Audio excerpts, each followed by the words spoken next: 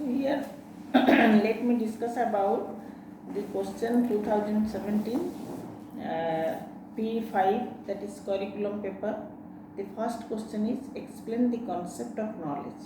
Here we have to write about the meaning of knowledge and some definitions of the knowledge, 2-3 definitions, but the definition should be of different type, because the meaning of the definition indicating the curriculum, how it describes the curriculum should be different from each other. So that is the first portion of the question, which carry only 4 marks. So you need not have to write about a lengthy description regarding the concept. So the next portion of the question is regarding discuss its nature and types.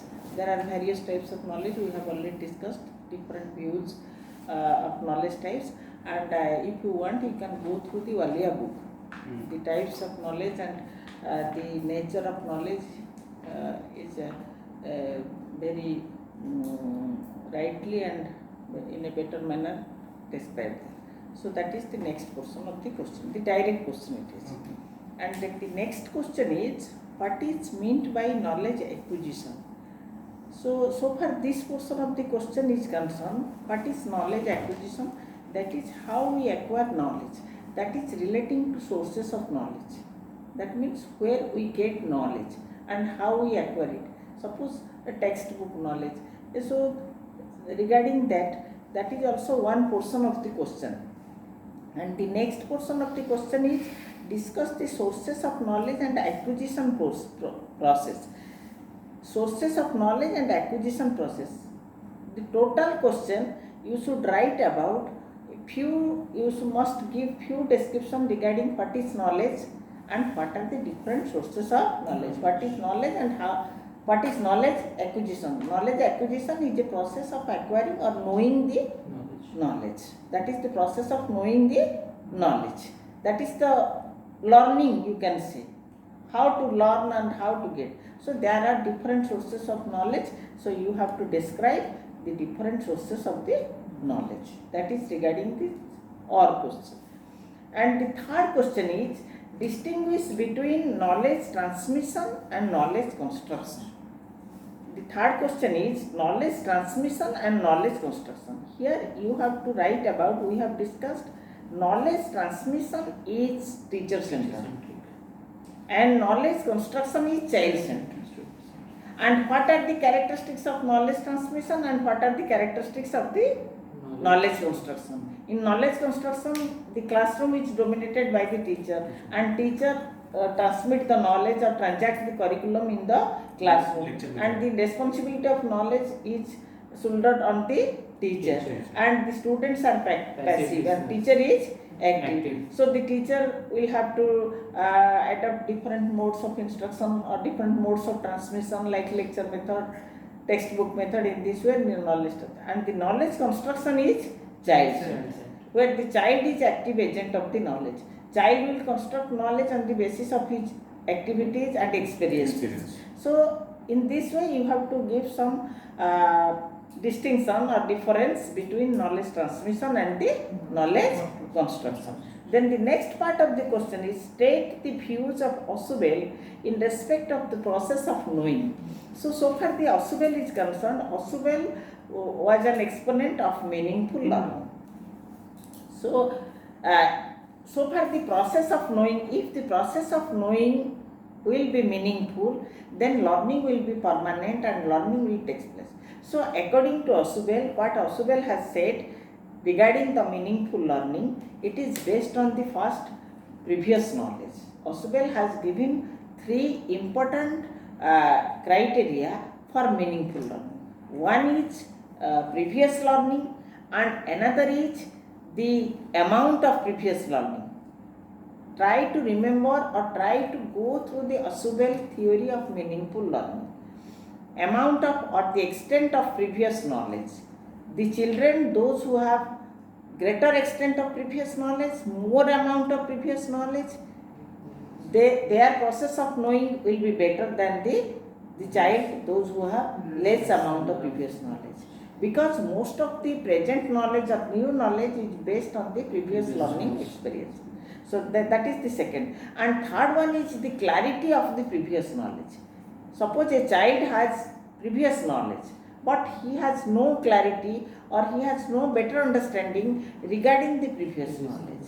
So it will no way helpful for the child to acquire the new knowledge. So in the process of knowing clarity of previous knowledge, amount of previous knowledge, and also the instructional process of the teacher is more helpful to make the learning meaningful. So in the context of constructivism, Ausubel has said that meaningful learning should be encouraged in the classroom, and he has also to make the learning meaningful, he has also given some suggestion like the advance organizer should be given to the child, and the advance organizer is related to previous knowledge of the child and also to some new knowledge of the child, so that the child before coming to the class he will have some experience, some exercise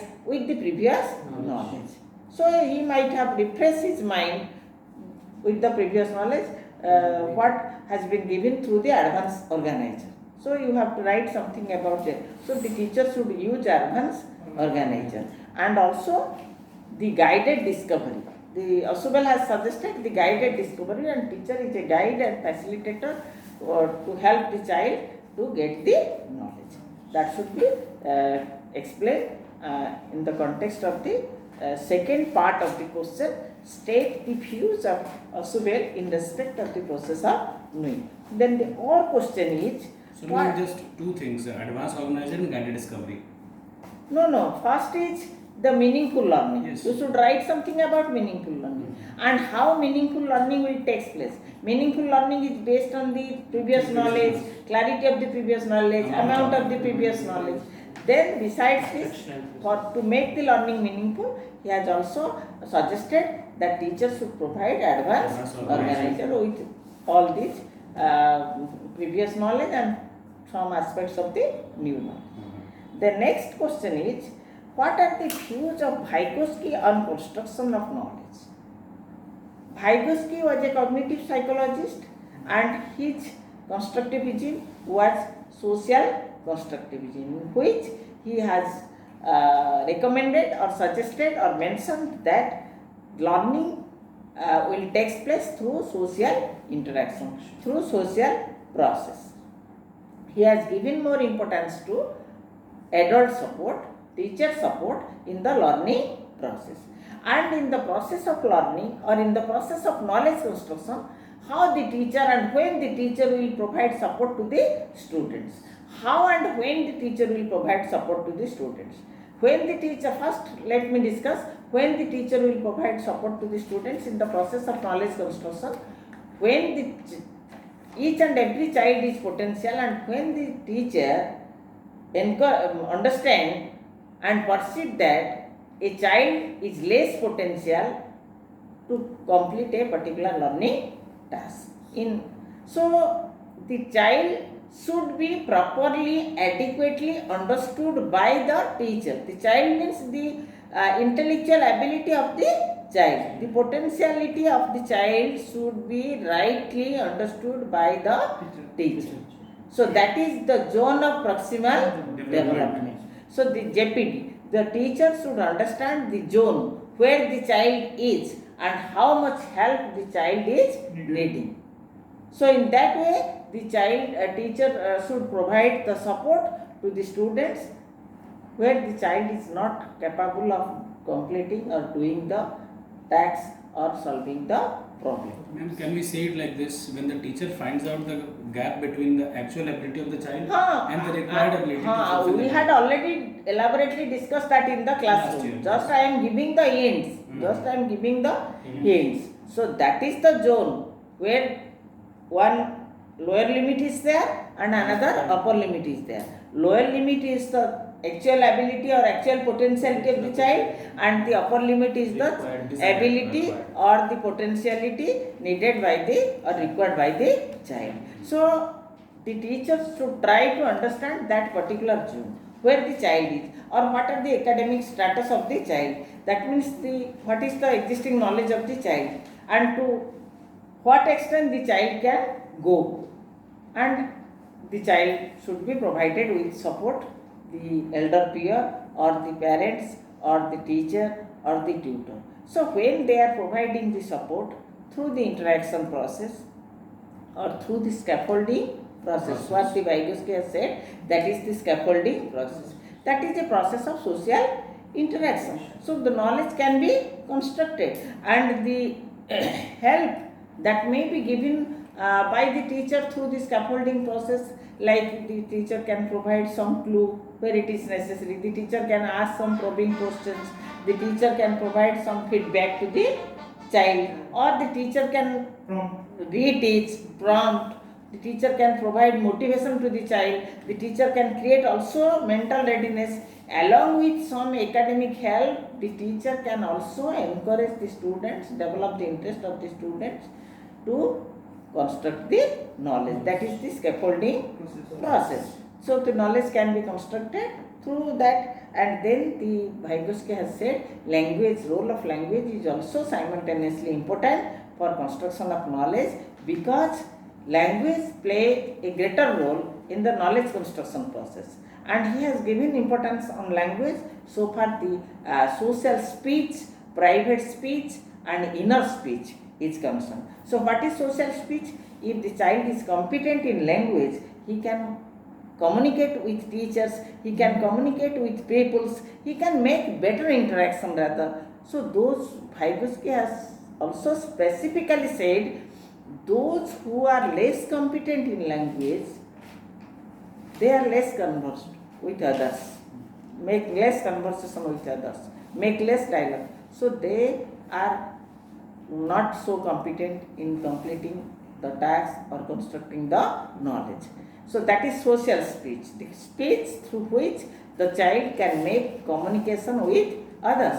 Because to get the help, the child should have to ask some questions, the child should clarify his doubts. So it may be verbal, it may be non-verbal, language is necessary. And then the inner speech, Vygotsky has said, that is a self-mediated process. Language is the mediator or mediation between the child and the environment, between the child and the child. So the child can silently speak to himself for better understanding. So that is the inner speech. And then the private speech, when the child manifested his inner speech in explaining the text, when the child able to understand the text or completely understand the text, now the child is potential to explain the text. So that is also a type of private speech. So that is also a type of communication. So that requires language. That is why Vygotsky has said, for construction of knowledge, role of language is also necessary. So far that question is concerned.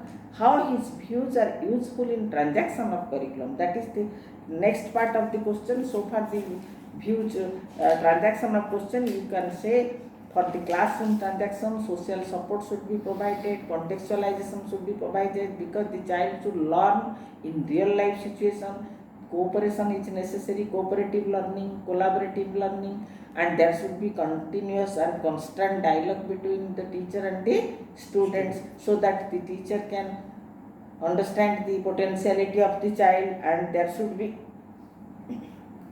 conversation between teacher and students and conversation among the peers. So scaffolding process, and the teacher should encourage self-mediation, give some times. Suppose for example in our literature there is a silent reading. So what is meant there? That is silent speech. When silently the students, they should understand, they should thoroughly go through the paragraph or passage, and they will understand. So in this way you can write about the classroom implication of Vygotsky theory to transact the curriculum. In what way Vygotsky theory? Vygotsky theory rather is more helpful for the students and teachers for transaction of the curriculum. It should be child-centered, it should be based on social interaction process, because learning is a process of uh, living together and learning together. Then that is what the social constructivism of Vygotsky is question number 2, and the question number 3 is learning centered curriculum highlights its features. The curriculum which is learning center means it is based on the child center or learner center. So you have to write about the meaning of the learning center, where the learner is active, where the learner will learn through the activity, through learning. It is based on the learning by doing, it is based on the experience of the child.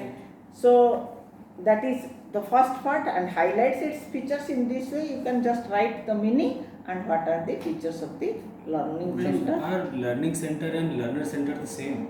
No, exactly. Learner center and learning center is not same. Different things. In learning center, the process of learning is more important. How the children are learning. And I think that means the process of knowing, the process of acquisition of knowledge is more important. That means they are learning through activity, they are learning through experience, they are learning through cooperation, collaboration. That is learning center. And in learner center, just the child is more important.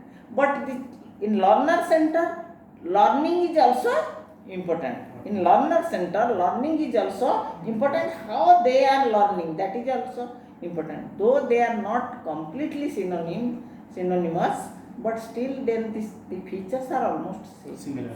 Almost similar. Then the next is what is meant by curriculum framework, and state the recommendations of the NCF 2005 in respect of learning.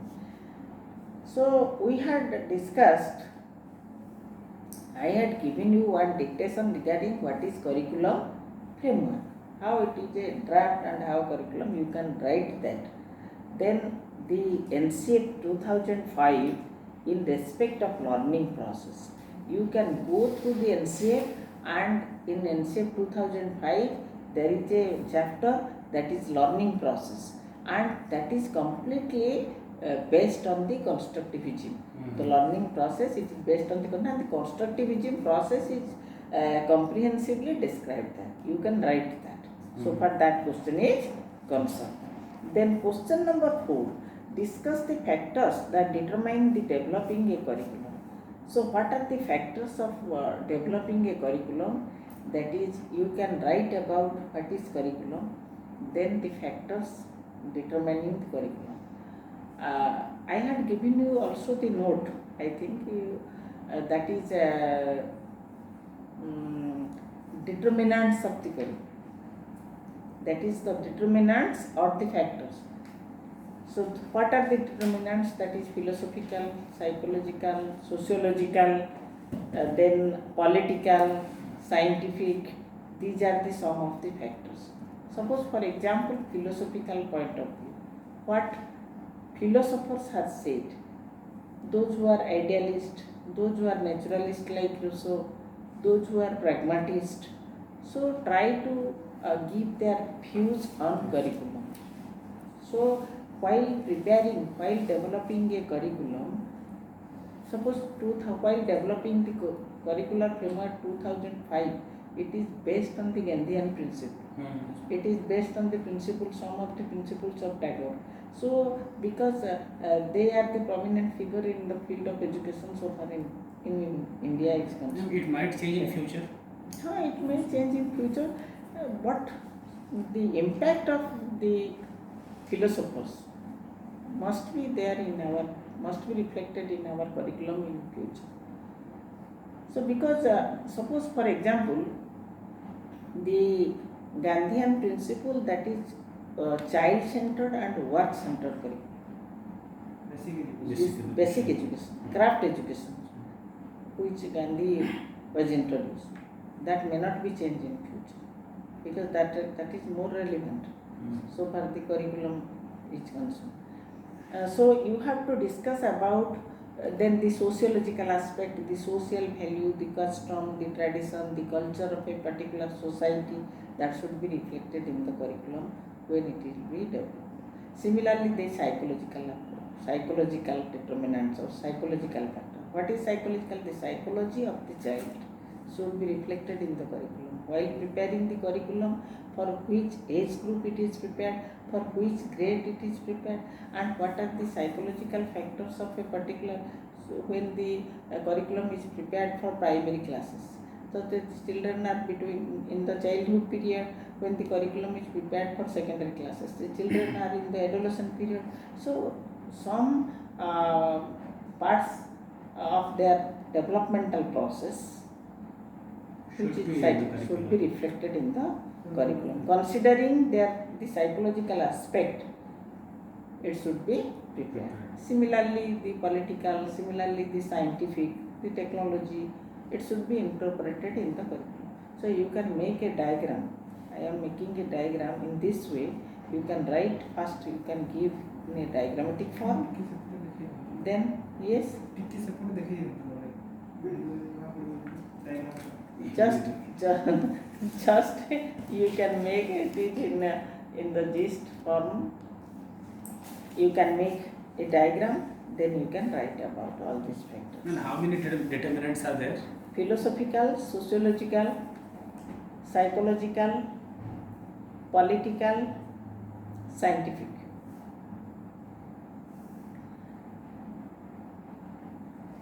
So there are some books. You can also get one more factor, that is environmental. But environmental can be included in sociological part. Yes. Physical environment, social environment, cultural, you can also include that. So broadly we are taking philosophical, sociological, psychological, scientific and political in this way. There are different books, it is mentioned in different ways. Then the next question is, explain the activities required to be undertaken in various stages of curricular development. What are the activities means what the curriculum planner or the framer will do when they are preparing or when they are going through that stage. Stages of curriculum development. First is preparation, then tryout, then finalization, that is the draft copy. So in the preparation stage, first is assessment of the needs of the society, then formulation of objectives, then selection of the content, what content should be included, what is our objective. Suppose we want to reflect the cultural perspective, we want to reflect the Gandhian principle, we want to reflect the Tagore principle. So accordingly we have to select the content which are based on all these aspects. So that is the selection of content, then organization of content, then tryout, that is evaluation of the, first we have to try out the curriculum on a sample, a group of students, then we have to finalize the draft. So that is, those are the stages of curriculum development and those are the activities done during that particular stage. And the next is, what are the provisions relating to modes of transaction and learner involvement in state curriculum of Odisha. You can write about the transaction of curriculum, that is the implication, that is the implementation of the curriculum in classroom transaction and how the teacher will communicate the curriculum to the students. So here practically you have to write about the methods of transacting the curriculum. So basically there are different methods, like you can use some structured method like lecture method, textbook method, discussion method, which you can use in the classroom situation, face-to-face mode, distance mode. So there are a number of ways, online mode, face-to-face mode, distance mode. So you can write about all these aspects. Briefly you can write about all these aspects. As given in Odisha state policy. As given in Odisha state policy. You can use that, and these are practically used in our schools, state schools. Suppose now all the state school teachers are using online mode. That is also a mode. And most of the time the face-to-face mode also they are using. And distance mode also in Odisha it is used by NIOS. They are using the distance mode. And besides that there are some other modes like lecturing, then the activity mode. The teachers are using for the primary class. They are transacting curriculum through the activity. Sometimes they are transacting curriculum through the lecturing. And there are also different methods like assignment, like all these are mentioned in different pedagogical textbooks, pedagogical books. So that is, those should be discussed in briefly for transacting the curriculum. Then the next stage, this is the justification why it is essential to renew the teacher education curriculum in the event of renewal of school curriculum along with areas of renewal. You can go through the NCFT 2009 where it is mentioned. NCFT 2009, that is also in our course.